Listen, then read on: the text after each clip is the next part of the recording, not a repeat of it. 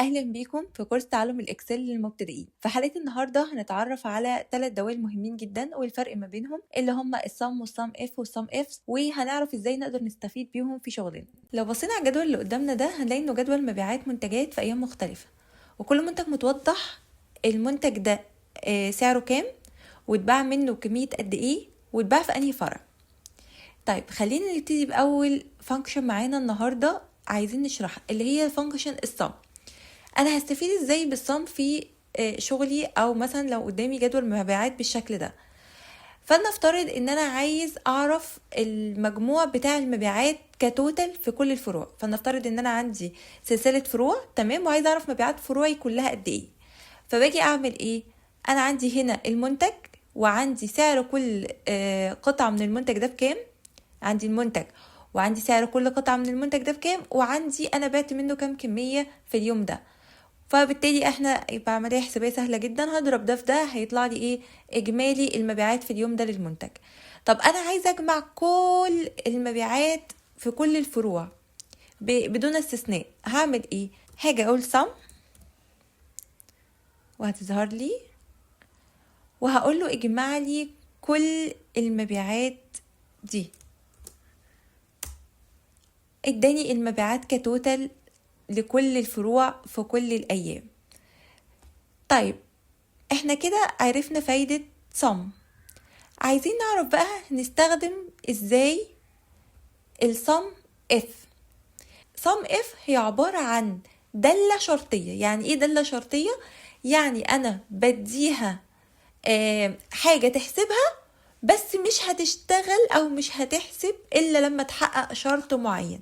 بمعنى ايه؟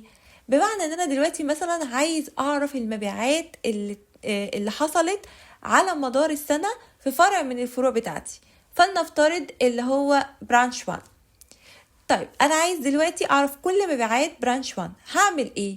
هاجي، طبعا احنا عارفين ان اي دالة بتبتدي بيساوي، فاحنا هاجي اكتب يساوي sum f. تمام، ده بقى السنتكس بتاعها. يعني ايه؟ يعني انا هكتب المعادلة بازاي، او هو محتاج مني ايه في المعادلة دي. فهو بيقول لي sum f. اول حاجة بيقول لي الرينج. يعني ايه الرينج؟ يعني المكان اللي هيدور فيه على الشرط بتاعي. يعني ناخد بالنا من الجزئية دي، ان انا هديله الشرط وهيدور فيه فين. طيب الشرط بتاعي هو ايه؟ ان انا عايز برانش 1، انا عايز مبيعات برانش 1. يبقى الرينج هنا هيكون كل البرانشز. تمام. بيقول لي بعد كده الكريتيريا. يعني ايه الكريتيريا؟ يعني ايه الحاجة اللي انا هدور على اساسها، او انت عايز ايه بالظبط الشرط بتاعك. فهقول له انا الشرط بتاعي ان انا عايز برانش 1. ممكن اكتبه بايدي كده برانش 1، وممكن اجي اقف على اي خلية وادوس عليها، اي خلية مكتوب فيها برانش 1 وادوس عليها عشان تظهر لي ايه اللي هنا. يعني ممكن اعمل حاجة تانية اهي. لو شلنا دي كده وجيت وقفت على الخلية دي، خلاص هو كده ايه؟ شاف ان هي دي هتبقى برانش 1. بس انا ما فضلش نعمل الحركة دي، لان لو حصل اي تغيير في الخلية دي انت المعادلة بتاعتك كلها اتضربت. فبالتالي لا، انا هخليني زي ما كنت عادي جدا، هكتبها بايدي برانش 1، ولازم تبقى كتابتها هنا نفس كتابتها هنا، يعني مفيش اختلاف ما بينهم.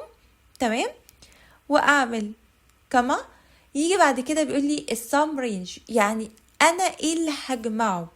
ما هو كده احنا قلنا الشرط خلاص حققناه، او قلنا ان هو لقى الشرط اللي انت عايزه. هيجمع ايه بقى؟ هقول له هتجمع المبيعات من الجزء ده. تمام. واقفل القوس طبعا وادوس ايه؟ انتر. هو كده جه شاف هنا كل ما بيلاقي برانش 1 يروح واخد القيمة اللي قدامها ويجمعها على القيمة اللي بعدها. هنا لقى برانش 1 راح جمعها على القيمة اللي بعدها. هنا لقى برانش 1. نفس ايه الاسلوب كمل. طيب لو جينا نعمل نفس القصة كده على برانش 2، بس المرة دي بقى ايه؟ تعالوا نجربها بالطريقة اللي ايه؟ ان انا اقف على الخلية، مش هكتب برانش 2 بايدي. لو جينا قلنا sum f. تمام.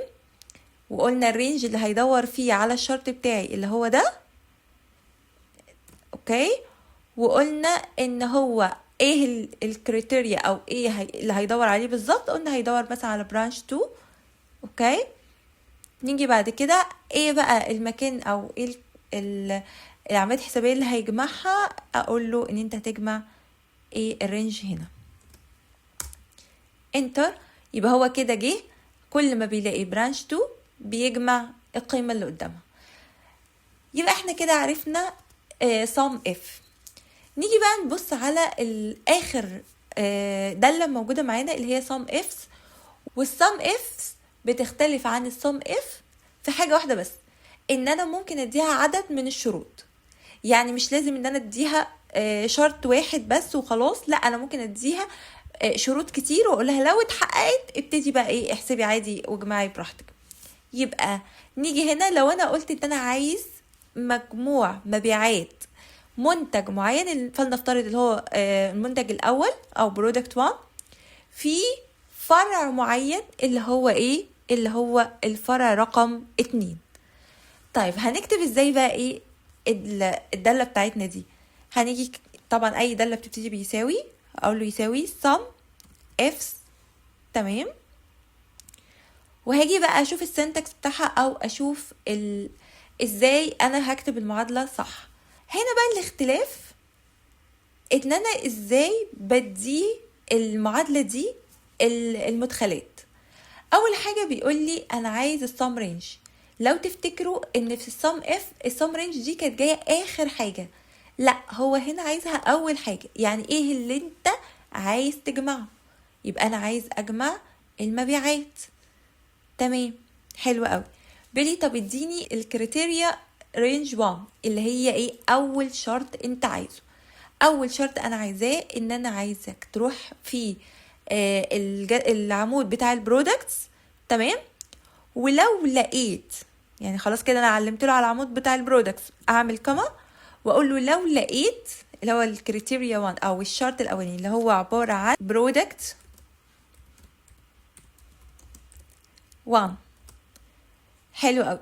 يبقى كده انا قلت له هتروح على العمود بتاع المنتجات، لو لقيت عندي منتج باسم برودكت 1 هيعمل ايه؟ تاني شرط هقول له هتروح على العمود بتاع البرانشز او اللي هي الفروع وتدور على الفرع اللي اسمه برانش 2.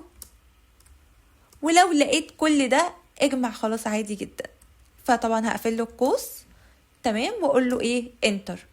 هو كده عمل ايه؟ راح يشوف برودكت 1. تمام. ويشوف برودكت 1 ده اول ما يلاقيه اتباع في برانش 2 هيبتدي يحسب ايه القيمة الاجمالية بتاعته ويجمعها على اللي بعده. يعني لو جينا هنا مثلا برودكت 1 اهو هنا اتباع في برانش 1. طيب برودكت 1 اتباع في برانش 2 اهو في السطر رقم 4، فهيجي يحسب القيمة 450 دي. طيب لو نزلنا تاني هنلاقي برودكت 1 اتباع فين تاني في برانش 2 اهو اللي هي ب 350. جه جمع لي 350 مع 450 اداني ايه 800. وبكده نكون شرحنا السم والسم اف والسم افس وعرفنا الفرق ما بينهم ازاي وازاي ان احنا نقدر نستخدمهم في شغلنا اليومي. لو عجبكم الفيديو ما تنسوش تعملوا لايك واشتراك وتفعلوا زر الجرس، واشوفكم ان شاء الله في الفيديوهات الجايه.